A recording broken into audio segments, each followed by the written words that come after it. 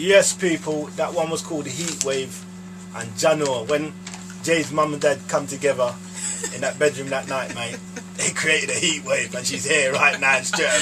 Yeah, but anyway, big up all my massive right now.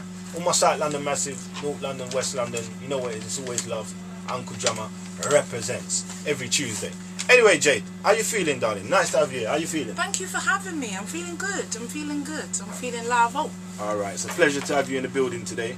You know, love to see that you come over to Streatham and represent for the Uncle Drums. Right, so let's get into this interview right now and let's get this cracking off. So, where you from and where you repping? Oh, okay. Originally from London, West London. Moved to Bristol, so that's where I'm repping. And now I'm back here in South London, so that's where me there. Alright. What part of Bristol was you in? BS5, Eastern. Woo! That's a bit rough down there, innit? I know about them sides, it's a bit rough down there, innit? Well, they like to just say that, you know, they always want to say where the black people are is the ghetto. Do you know what I mean? True. So you say big up Eastern, yeah? Yeah, big up BS5 all day, Bristol, yeah. Alright, it's love. Alright, so what's your ethnic background, Jade? I'm Caribbean. My mum is Dominican. My dad is Bayesian. Wow, that's a nice combination there, mate. Thank you. That's a spiced up combination. I should come again. So you say big up the Dominican massive. Yep. And big up the Bayesian massive. Bayesian massive, yeah. Big up all the Caribbean massive, African massive. We're all the same, but yeah. Worldwide. All right. So, how old was you? Next question is, how old was you when you first started your musical journey? Well, I've been singing for as long as I can remember, but when I started, maybe venturing out was about 15. I started writing songs, poetry, stuff like that, and then I joined what you'd call a singing school type of thing. Yeah. A bit like Brits, but in Bristol, and it was called Studio 7, and it was my mentor. Brit school. It wasn't Brits, no. Oh. Sadly, I wasn't in London. Bristol School. Yeah. But yeah, and my mentor Kizzy Morrell, she taught me how to, confidence building and, using what I have to the best of my ability. So I suppose I just took it from there, really, and I've been singing ever since. Oh, it's a good sound, man. I'm not gonna lie, when I first laid eyes on you on the YouTube, yeah, it was a refreshing feeling because you kind of got that kind of Khalees look, but you're English and you're coming with your own thing. You know what I mean? But it's nice because I don't really see no one resembling Khalees and out there like that. You know what I mean? Yeah. So that big up for that, definitely. So all right, so who was the first person that you ever sung a song to or done your poetry or whatever it is? My mum. And what was the response on that? I think my mum likes my music, but she prefers my R&B to my kind of funky and house and dance and electro stuff. Yeah. So anytime I'm singing R&B, she'll cry.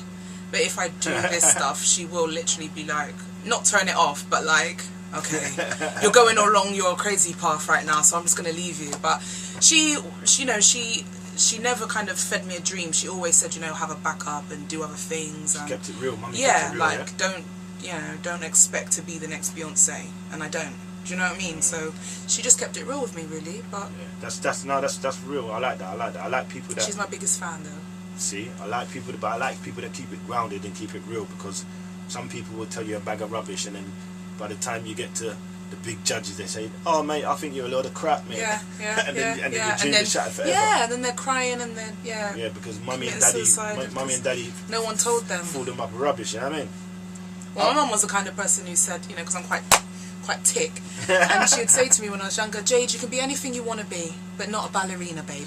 And she was right.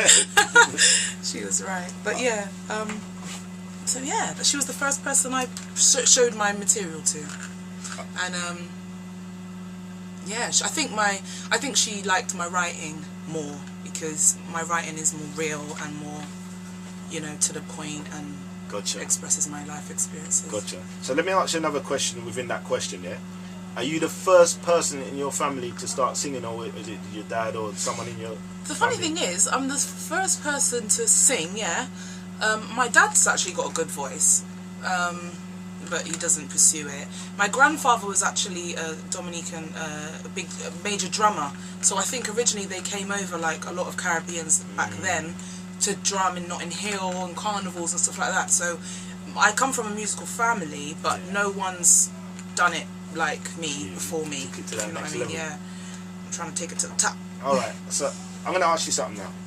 I was watching television one day with my peeps, yeah, and I saw someone on television that resembled you. Can you tell me why that is? Why? It could have been me, unless you're talking about like a Khalees or something. I don't know. No. I think I've seen you before. Yeah. Now, Well, why do I think I've seen you before? I've done a couple things on telly. I've been on MTV. I did a competition called Hugo Boss Urban Rules. That was a few years ago, maybe 2008 now. It's a long time ago. Okay. And I made the finals of that. No, I think this was. I also like, did X Factor. Okay. I got to boot camp. How was that? It was interesting. It was crazy because it's like how you see it on telly isn't always how it is, and I suppose it was a good experience for me to be able to see the other side of what goes into everything, you know, and audition process and everything. But I got 4 yeses and I got to boot camp, and I didn't get chosen to go to the judges' houses, but everyone was like, "We saw you on telly!" So I was already a superstar for about 6 months anyway. But it was fun, and I got to meet Danny Minogue and Cheryl Coles, Louis Walsh, Simon Cowell, and yeah, and to have people in the industry tell you that you are a potential superstar is a nice feeling. Definitely. Because that was enough for me. I knew that, alright, I might be on the right path here. Definitely. No, that's real. That's and real. if not, then yeah. No, I want to say congratulations on that, because, you know, we haven't had anybody from X Factor in the building with us on this show. So, you know, you're the first of for the ladies. You know what I mean? You're doing your thing. I want to say big up. People were picked for boot camp. And I met some amazing artists, other fellow artists that I'm still friends with now. And yeah, and it's a fun thing. Part of me is kind of glad that I didn't make it to the end because there's a lot of trouble, paparazzi, yeah, and Simon Cowell's not easy, you know. He's not easy, no? He looked after us though, wicked hotel, but yeah. Simon's he's a good guy, and I think he's helping the music, you know the way there. He's helping the music, and that's the platform, innit? That's one of the platforms. It's not the only one. Yeah. Because there's many different lanes, but yeah, he's doing his thing. All right, so as a child, as growing up, who was your best artist?